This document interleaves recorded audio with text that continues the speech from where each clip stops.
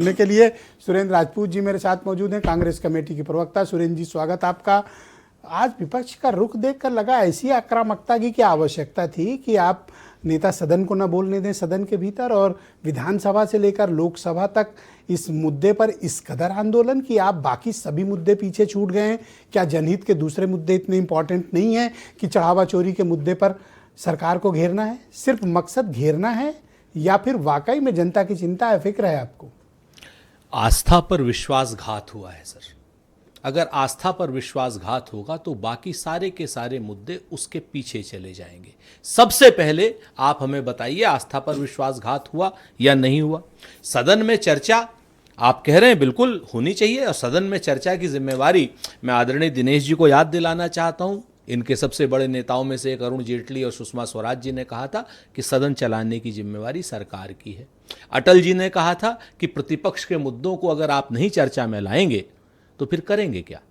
आप दो तीन चीजें हमको बता दीजिए कि विधानसभा में जिस तरीके से विधानसभा के अध्यक्ष के ऊपर और लोकसभा के अध्यक्ष के ऊपर दबाव है, पूरी तरीके से दबाव है सरकार का। राहुल गांधी जी जब बात करने गए ओम बिरला जी से तो उन्होंने कहा मैं सरकार से पूछ कर बताता हूं। ऑफिशियल स्टेटमेंट, सरकार से पूछ के बताता हूं। अब सरकार से पूछ करके अगर सदन के अधिष्ठा क्या नाम चर्चा कराने लग गए तो हो गया कल्याण। तो कौन सा क्या नाम विधानसभा अध्यक्ष या लोकसभा अध्यक्ष अगर इतने दबाव में है, जो जनहित के मुद्दे, जो चढ़ावा चोरी जिस पर कि धर्म कहता है कि जिन लोगों ने चढ़ावा की चोरी की है 60,000 साल तक मल के कीड़े बनेंगे। और दूसरा अभी आज आदरणीय मुख्यमंत्री जी कहने लगे जो लोग सनातन को नहीं मानते हैं, जो लोग ये नहीं मानते हैं, जिन लोगों ने चंदा नहीं दिया, कांग्रेस पार्टी सनातन विरोधी है। कांग्रेस पार्टी अगर सनातन विरोधी है, ऐसा मुख्यमंत्री ने नहीं, अगर मुख्यमंत्री जी ऐसा कहते हैं तो अभी मुक्तेश्वरानंद जी को काल नेमी कहने वाले सनातन के और धर्म के द्रोही लोग हैं। जिन लोगों ने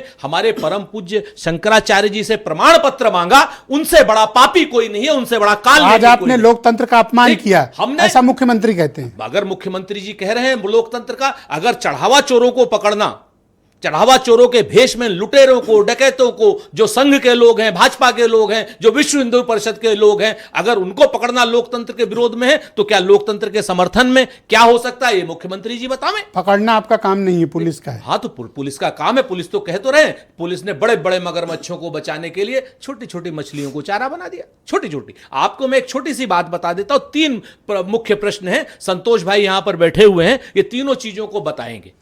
पहला नंबर, संतोष जी आपके भाई हो गए? सर हाँ बिल्कुल है, क्यों नहीं है? नहीं ठीक है, ठीक। अरे क्यों नहीं है? संतोष भाई हमारे भाई नहीं हो सकते? नहीं, बिल्कुल। हम आपको 2-3 चीजें, 3 मुख्य बातें बताते हैं सर, उस पे आप जो जवाब आपका या संतोष जी का वो हमारा। 16 करोड़ श्रद्धालु जो हैं कुंभ के समय पर आते हैं और 84 करोड़ का चंदा बैंक में जमा होता है। अगर एक श्रद्धालु ने 200 रुपए भी दिए होंगे तो 3200 करोड़ होता है। 84 के हिसाब से 5 करोड़ 70 पैसे होता है। सदन क्यों नहीं चलने दे रहे हो सर? ये बताइए ना सर। अब देखिए, अब ये बात गलत है। आप जहां पर भाजपा फंसने लगती है, अरे वहां पर आप उसको बचाने लगते हो। काहे को काला कोट पहनकर अरे वकील की भूमिका में? आप तो प्रस्तुता की भूमिका में रहो। इतने इंटरनेशनल आप चैंपियन हो, क्या नाम उत्तर प्रदेश में नंबर 1 चैनल आपका, और आप जो अभी सुनिए, आप 3 बातें सिर्फ हमें उठा लेने दीजिए। एक तो 3200 करोड़ रुपए में से 3116 करोड़ रुपए कहां गए? भाजपा के कार्यालय में गए या संघ के कार्यालय में गए? काल्पनिक है। एक काल्पनिक नहीं है सर। 16 करोड़ श्रद्धालु 5 रुपए नहीं देंगे। आप जान लीजिए, अगर डिनोमिनेशन की भी बात करें तो किसी ने 10 रुपए दिए होंगे, किसी ने 10,000, किसी ने 10 लाख भी दिए होंगे। कितना लेकिन आए थे? अब आपको बताएं, सुन लीजिए, 1100 रुपया तो सब लोग देते हैं, 200 रुपए भी एवरेज मानिए तो 3200 होता है। खैर हम लंबी बात नहीं करेंगे। दूसरी बात, मंदिर से 8 किलोमीटर दूर 84 करोड़ रुपए की जमीन खरीदी। संतोष जी बताएंगे असलियत की क्या जमीन, लेकिन उसमें क्या बोया ये मैं बता रहा हूं। उस पर जानवरों का चारा यानी चरी बोई, जबकि मंदिर के पास कोई गौशाला नहीं है। तो ये चारा चोर भी है। चारे को बेच के खाए, कहां पे खाए, कौन सा पैसा इकट्ठा किया ये बता दें। तीसरी बात, महंत लालदास के लिए अभी कह रहे थे ना भगवा विरोधी ये लोग हैं।